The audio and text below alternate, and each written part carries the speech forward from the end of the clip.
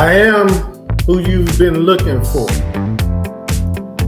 Hey y'all, this is KD at KDRF Sports TV. Like, subscribe, hit that bell notification button. So, I'm sure you all know who I'm speaking about. I am talking about legendary Shedeur Sanders. So, as always, I ask for your comments and what you think about everything, and then we'll go from there. But I'm gonna give you my take. That's what I'm going to do. So,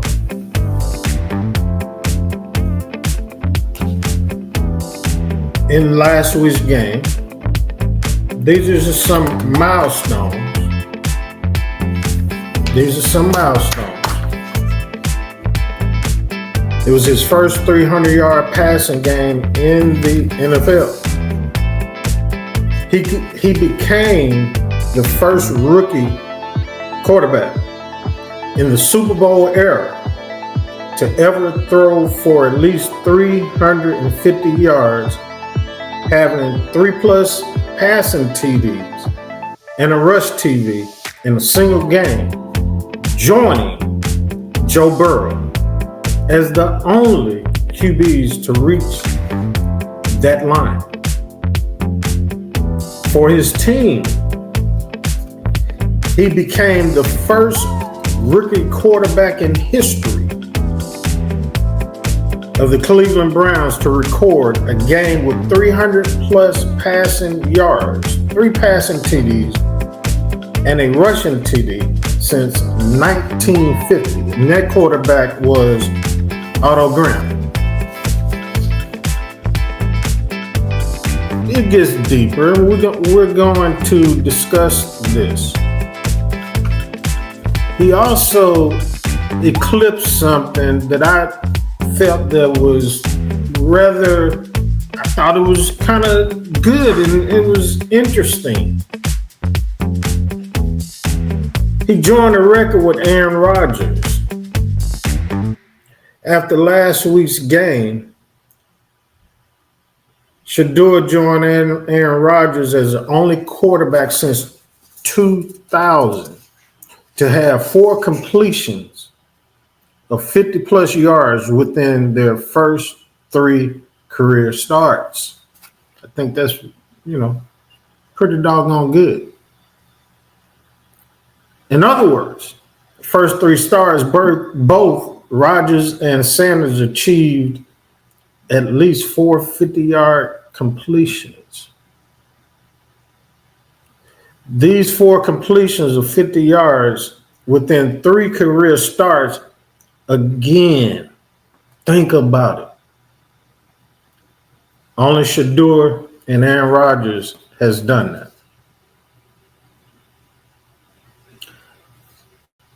But also, look at the performance. 364 yards, 3 passing TDs, 1 rushing touchdown. I mean, we got to think about all the above. And yeah, the performance was not without errors. I mean, he did throw an interception that he should not have. I mean, I know that, you know that if you watch the game. But he's the second. Remember this. And I want all Shedeur Sanders fans, just be mindful when we're encouraging what he does.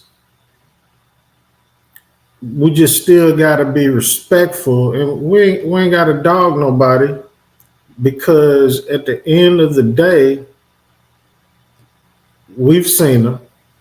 I've seen him since Jackson State. And I know what I feel on how he plays and what he's capable of. So let's just keep that in mind. Do I feel that he's much better than Dylan Gabriel? 100%. Do I feel that he was arguably either the first or second quarterback or pick in the draft? Yes, I do. But somebody can't, some teams can't handle image. Some that he already had, y'all. Some teams just can't handle having either a starting quarterback or backup quarterback that everybody follows. If you look at last week's game, he did some outstanding things. Touch passes. He down 14. He was able to lead the team to 2 touchdowns. Do I agree with the way Kevin Stefanski orchestrated the 2-point conversions? Me personally, my opinion, I would have kicked the field goal the first time. Second time around, kick the field goal, go for the tie, and then go to overtime. But again, there were so many other variables. For instance, defense. They have not played that particular way and given up that kind of running to the other team. It just hasn't happened. Special teams continues to be bad. Allowing the other team to run and, kickoffs and things of that nature. Block punts continues to be a problem. Generally, teams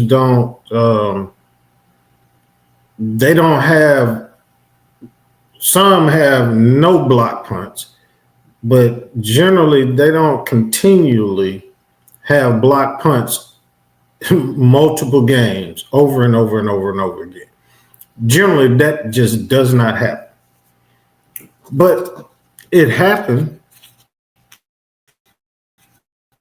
But I do feel that Shedeur did enough in order for Cleveland to win. Some people forget that he did win the Johnny Unitas Award as the best quarterback in college football in 2024.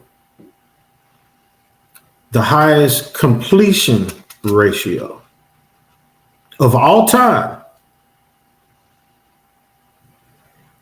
But needless to say, if you watch football, you know the drill. You already know. Okay, but what I want to go through, but please don't forget to go to KDRF Sports TV. Drop your comments.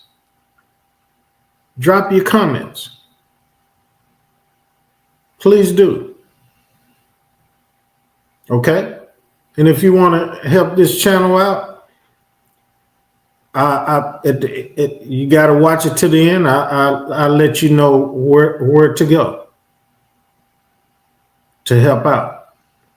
But I'll be putting some information in here soon. I've not asked for it, but this is needed to help the channel. Okay? But I wanted to go back and look at this past week. I could have done it before, but I wanted to just look at some things and, just talk about some statistics. So what I ran up on was who threw the most yardage and passes, touchdowns, and things of this nature. And what I came up on was Dak Prescott, my Dallas Cowboys. He threw for 376 yards, 1 touchdown, 2 interceptions, 5 sacks. Shedeur, I'm not completion percentage, we already know. But he threw for 364 yards, 3 touchdowns, 1 interception, 2 sacks, and 1 rushing touchdown. Now, the next individuals, most of them are going to be veterans, who of course Dak is, but Jared Goff, 309 yards, 1 touchdown, no interception, 1 sack, no fumbles, but 1 touchdown passing. Aaron Rodgers, 284 yards, 1 TD. Okay, Joe Burrow, 284 yards, 4 TDs, 2 interceptions, 1 sack. Matthew Stafford, 281 in passing yards, 3 TDs. So the point I'm making, all of these veterans, look at what they did. Jalen Hurts, 240 yards, no passing touchdowns, 4 interceptions, 1 sack. Jordan Love, 234 yards in a win, 3 touchdowns, 1 interception. Lamar Jackson, 219 yards, 1 TD, 1 interception. So here's the deal. Do I believe that he should be the starting quarterback, not only the rest of this year, but the remainder of next year as well? Simply because if they allow him to be the starting quarterback for 2026, they're able to get some more receivers, shore up that offensive line, and I think they could potentially be a playoff team. But before I go, because this is a Q&A, I want to look at something. J.J. McCarthy. He is, I would say he got drafted in 24, but of course we know he got hurt. So this year really is his first year. However, he threw for 163 yards, 3 touchdowns, but he got sacked 4 times. Brady Cook, 163 yards, no touchdown, 2 interceptions, 6 sacks. I'm trying to focus on rookies. Tyler Shuck, 144 yards passing, no passing TDs, 1 interception, 3 sacks. Let's see. Cam Ward, number overall pick. This was the game last week. 117 yards, 2 TDs, 1 interception, 1 sack. So, check this out. This is a 5th round pick, although we all know that he had a 1st round grade. But what do you think? What do you think? I think he can potentially be a star in the NFL. But time will tell. They go to Chicago this week, and we're going to see. We are going to see. Chicago, against the pass, they're not very good, although they do cause fumbles quite a bit. It's going to be very, very cold. I think I heard something about wind chill factor 10 below. But that's expected in the Midwest.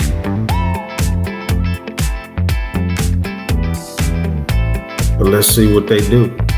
It's not like Cleveland's not accustomed to cold weather nor snow, because they right by Lake Erie, and Chicago is by Lake Michigan. Same difference. Again, don't forget, like, subscribe, hit that bell notification button. Don't forget. Y'all have a great day. God bless. And peace. And I'm out. Thank you very much.